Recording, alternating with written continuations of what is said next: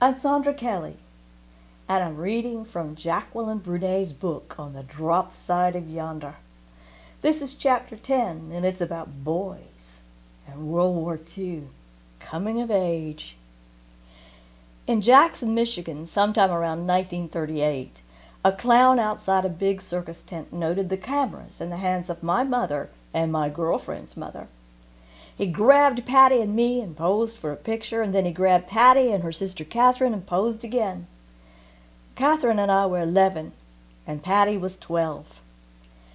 As I look at the pictures, I am reminded how awkward and uncomfortable I felt at that age, even though a bright smile lights up my face. Perhaps the girls in Gregory were unusually short and petite in stature, because I was always the tallest and always the heaviest, and I had the biggest feet. I don't feel unusually tall now, nor do I think I have enormous feet, although I thought so then. Although I was a bit heftier than my friends, I was not the earliest to mature. Both Patty and Catherine had shapely hips and mature breasts by the time the pictures were taken. My shape was still boxy. I felt like an oaf in a dress, and most of the girls in my school bragged about starting their periods before they were 12, but I was almost 13, and even then I was not at all sure I even wanted to be marked by that strange, revolting initiation into womanhood. I still liked to play ball and run races, but I had begun to look at boys in a little different way than as fellow softball players. Although I never would have admitted it at the time, I had crushes on one or two. They still looked at me, however, as a tomboy buddy, though they preened and strutted in front of Patty and Catherine and some of the other girls. Those two had pretty blonde hair, no pimples, and an abundance of self-confidence. My hair was mousy brown, and I had no knack or interest in styling it, nor did I have a natural gift of charm. I felt like an ugly duckling, big nose, too tall, too heavy, and too clumsy. My turn would come, however. By age 16, I'd filled out, slimmed down, and had begun to have my own admirers. What a thrill it was when a boy told Catherine, and she repeated it to me, that he thought I was cute. I finally felt pretty, and soon I became aware of that heady power a girl holds over a guy just by standing close and kissing him. I do have a sour recollection about a rule when I was dating. Not only was I given instructions about the time to come home, but I was also expected to come into the house immediately. It turned out that if I didn't, Mom turned on the porch light. If I loitered a bit longer, she flicked the light off and on, and then came out onto the porch in her nightgown. Talk about being humiliated. The next day she scolded me. "Don't sit out there and let him maul you." I thought it was the most vulgar thing I'd ever been accused of, even if it was true.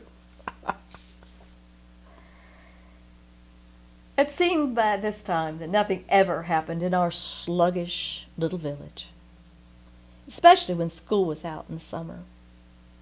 We had no theater, no swimming pool, no skating rink or bowling alley, not even a library. What we did have was 4-H, but I hated sewing, and besides, how many muffins could a family eat? I learned to drive at age 14, as did many of my friends, including Pat and Catherine. This gave us more freedom, at least until World War II, when gas was rationed. We were allowed to drive to the theater in Howell occasionally, and for a time, Stockbridge had a theater, too, so we drove there. We pretty much had to devise our own entertainment. One friend and I bought a bottle of henna and dyed our hair. Mine turned out purple, hers orange. This was before the days of L'Oreal and Clairol. our mothers were not amused. We had hot dog and marshmallow roast and sang around campfires and played 78 RPMs of big band hits on phonographs, if we were lucky enough to have one. Mine was a wind-up contraption that always ran down in the middle of a song. It was so frustrating. The phonograph would begin to sink and gradually drone to a halt, and it took another session of vigorous winding to energize it up to pitch and tempo. But we listened to Your Hit Parade, a weekly program on the radio, and it played the top 10 tunes. We bet on which songs would make the top 3. We played a game called Gray Wolf, and it included every age of kid in town who was allowed to be out after supper. One group made up the hunters, and they gave the others a certain amount of time to hide all over town. The hunters hollered, "Gray Wolf," and the rest answered, "Gray Wolf," and the hunt was on. Those who were discovered joined the hunters in the pursuit. The unstated object of the game was to hide with someone you had a crush on. Sometimes we had swimming parties at the lakes, and there were dances at the town hall, both square dancing and round dancing, waltzes and foxtrots. The orchestra usually consisted of a piano, a fiddle or two, maybe a guitar, and a drummer, usually local people. Admission was 25 or 50 cents. Gregory was a conservative town, and some of the elders took a dim view of dancing. And there were always those who had a bottle of liquor out of their cars. And eventually the dances were shut down because of them. Here's a picture of my hometown on a Saturday afternoon. Mr. File Horde would walk down his driveway near the town, and he'd look both ways for traffic, walk back up the driveway, got into his Model A, and back straight into the road, looking neither right nor left. His own daughter told me that. He never backed into anyone that I know of. Harry James, not the trumpeter and the band leader of the 1940s, hitched his handsome steed to a buckboard and rode into town in true Western style. Some farmers hitched their farm horses to an empty hay wagon and drove the family in, while others came in cars. All the businesses in Gregory, except the lumber yard and the grain elevator, were on Main Street.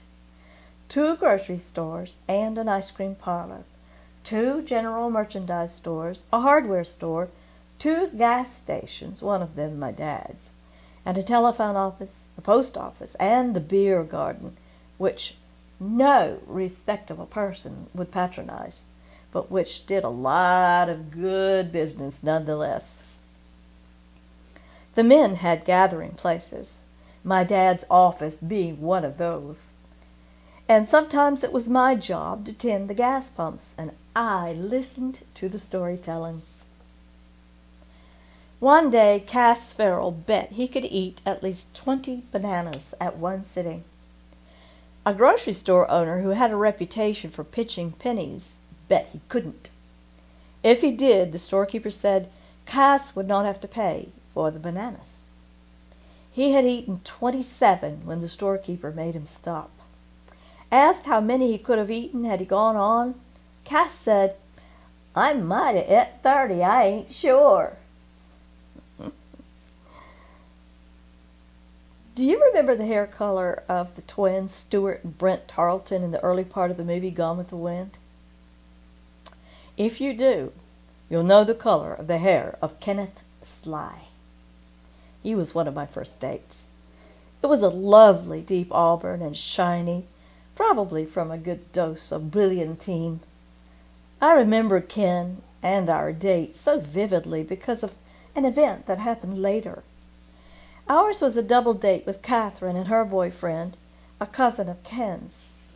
And both boys had recently moved with their parents to farm homes near Gregory. My parents hadn't met them. The family stayed in the area for only a brief period of time. Most of my girlfriends were more outgoing and popular than I, and they attracted boys sooner. I didn't envy them too much because I was so uncomfortable. and in social situations I suffered agonies in the presence of males with whom I did not play baseball or table tennis. And yet, I yearned to be attractive to them. Both Catherine and I were about 15, and the boys 16 at the time. Catherine insisted that blind dates were fun, and she talked me into doubling. To my amazement, Ken and I seemed to click. Conversation came easily. He held my hand during the movie. Afterward, at the direction of the other boy, Ken parked the car in an isolated spot, and Catherine and the other boy proceeded to do what couples did in the back seat of cars. Ken and I continued to talk, and in a few minutes, he put his arm around me. Oh, I loved it. Too soon we left that place, and I was the first to be taken home. Ken walked me to the door, kissed me briefly on the lips, and he said he really enjoyed being with me and that he would call me. I was thrilled. Having a date was one thing, but having a boyfriend, that would be stupendous. At last I knew what walking on air meant. I played every minute of the date over and over in my mind. A week went by, and then a month. He never called. Catherine continued to date the other boy, but I was far too proud to ask her about Ken. Did he really not like me, or didn't think I was pretty or interesting enough? I never let on to anyone that it mattered whether or not I heard from Ken, but my ego bled. A few weeks later, Catherine told me that Ken had cancer. A couple of months after that, when he died, I grieved. I was never to know whether he didn't ask me for a second date because he was ill or for some other reason. Songs from the 1940s like Hey Baba Ree Bop or Bibbidi Bobbidi Boo were comic relief, and they were sprinkled among the more serious wartime songs like I'll Walk Alone and The White Cliffs of Dover. I fantasized about waiting faithfully for a GI, dog-faced, fighting overseas for his country. In the mid-1990s, I found a diary I had kept when I was 15. Reading the diary was a nostalgic visit in the midst with a shadowy wraith, whose thoughts were not profound, her experiences limited, and her outlook uncomplicated. She had a sense of history, however, or she wouldn't have maintained a diary during the war years. She was quite an appealing little ghost, and here are some excerpts from her diary. War. It's December the 7th, 1941. The Japs attacked Pearl Harbor. I had to ask Mom where Pearl Harbor is. I'd never heard of it before. Mom and Dad looked so upset. A lot of guys have been drafted. December the 8th, 1941. Mr. Bushell brought a radio to school so we could hear President Roosevelt declare war. He gave a swell talk, but everybody seems kind of scared. Sam said he was going to enlist as soon as he's old enough. His brother is already in the Army. Mr. B says we will start saving newspaper articles about the war and we'll put them in our scrapbook. December the 30th, 1941. Every kid in the school got a stamp book. For every dime we bring each week, we get a stamp. And when we get the book filled, we will buy a war bond. Oh, well, you keep it from some years and then you get more money and then you put into it. And the high school room, middle school, and beginner's room will compete to see who buys the most stamps. February the 9th, 1942. The war's getting really scary, but I'm sure we'll win. Scrap metal is being saved for the war effort. It is being gathered next to Dad's garage. There are all kinds of pots and pans and farm equipment. There's even an old Model T Ford. March the 16th, 1942. The Detroit Free Press had an article listing Army and Navy guys. Catherine and I wrote and got a Yank's name and address. We write to the guy, kind of like adopting him, to keep his spirits up. My Yank is Kenneth Lee. Catherine's is Alexander Press.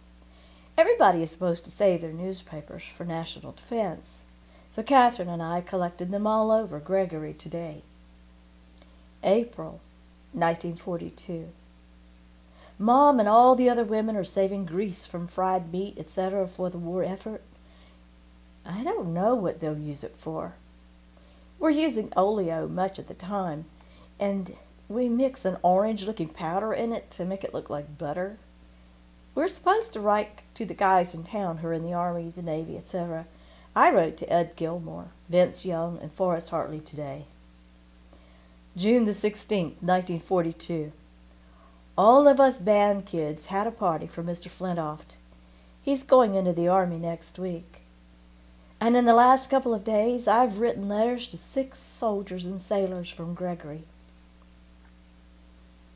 November the 12th, 1942. A whole bunch of women and girls met at the town hall to wrap bandages, which will be used by our injured guys in the service. 3 women went to Howell to learn how to do it, and everybody was told to bring their clean old flannel bed sheets. A couple of women cut them into the proper shape, and then we rolled them in a certain way. When we finished, we had several hundred bandages, and they'll be taken to Howell by the 3 women. In Howell, they will be sterilized and sent to wherever they will be used. We'll meet once a week to continue. November the 18th, 1942. Everyone who wants to will get together to prepare Christmas boxes for every soldier, sailor, etc. from Gregory, Plainfield, and nearby farms. Suggested items are cookies, candy bars, cigarettes, matches, toothbrushes, toothpaste, and shaving cream. We don't have any close relatives in the service, but Mom said I could send a box to my Uncle Abe. I've never seen him. January the 20th, 1943.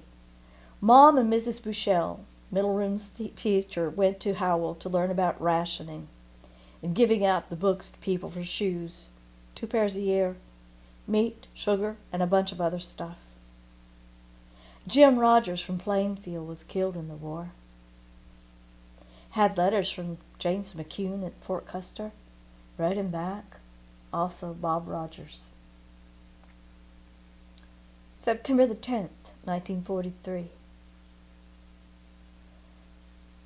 There have already been 3 guys from Gregory killed in this war. Claire Gilmore, Mickey McClear, and somebody from a farm that I don't know. It doesn't seem so bad when you don't know the guy, but I can't sleep for thinking about our guys. But finally females can join the Army. I'd love to be old enough to be a WAC. December 1944, the Battle of the Bulge. The paper says many of our guys were killed. I don't think we'll have a very Merry Christmas this year. 2 more guys from Gregory that we know have been killed in this war. April 1945. President Roosevelt died suddenly. Mr. Bushell asked me to play taps on the school grounds at the memorial that's being planned. And he brought a radio to school, and we heard Harry Truman take the oath of office. I don't think he'll make a very good president. May 1945.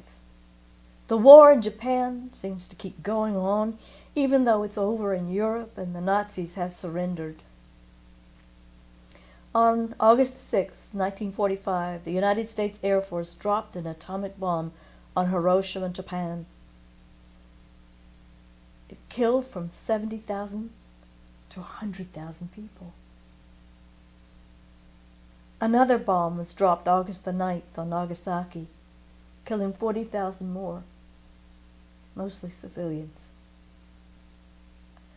Thousands of people died later from injuries and radiation. and on September the 2nd, the Japanese surrendered. The great adventure was over. They were all dead, thousands of our own and our enemies. Even though the United States and its allies wanted to win, this was not the way it was supposed to end. In addition to the diary, I also have my mother's teaching certificate from Presque Isle County Normal Training School. Many of my most delightful keepsakes are those that are the oldest, and are just scraps of paper, really. I count the following the most precious.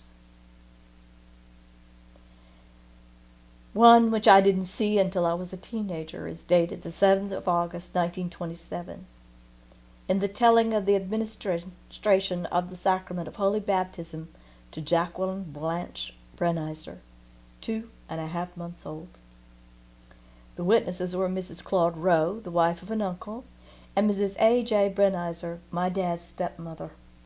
It took place in Onaway, Michigan. My next scrap of paper is from the Department of Conservation in northern Michigan, and it's from the Department of Conservation. It proves that I climbed the Owens Fire Tower on July the 23rd, 1939. My dad and I both did. My brother was a sissy and didn't go. I have to admit, however, that when it came time to climb back down, I was shaking like a leaf. Was never so glad to feel my feet touch the ground.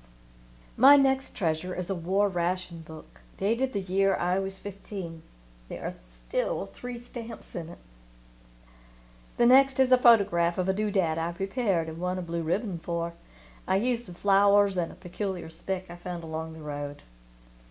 The last item is a copy of a letter that my grandmother, Rosetta Knapp Rowe, wrote to a girlfriend. She was my only grandmother who lived long enough for me to know. She died when I was 9, and I would guess she was 13 or so when she wrote the letter.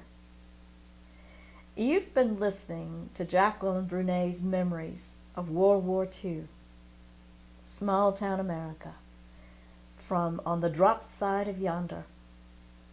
You'll find other chapters like this one in the same place that you found this one.